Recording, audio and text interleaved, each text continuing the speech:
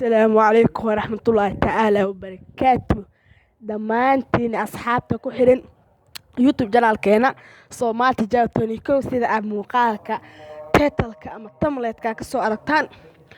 Waxaan rabaa muuqaalkan dhexdiisa in aan ila wadaago ama sida screenshot-ka video-ga ka aragtaan qaabka ka caawinaya inaa hurdo fiican oo raaxo leh hurdaan.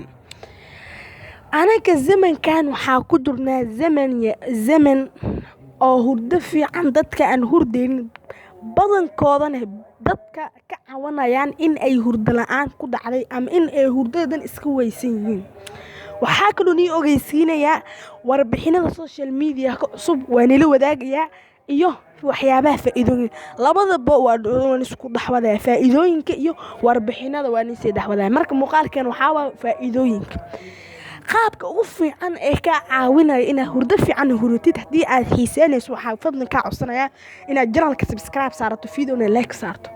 qaabka koowaad ee ka caawinaya hurdo fiican hurdo xitaa inta hurdin ka hor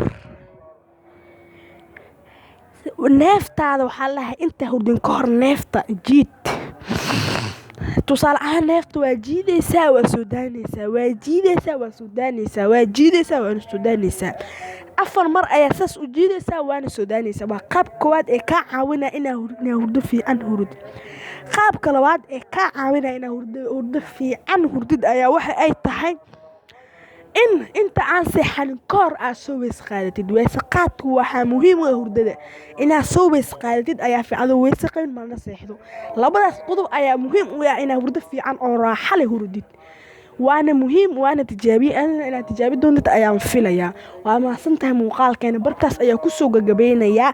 waana mahadsantahay waxaa kaloo hilmaamay commentiga u hore waxaa soo diya YouTube-ka labaad booqda subscribe saara video-na like saara una sii share gareeyo. Assalaamu calaykum warahmatullaahi tacaala wabarakaatuh.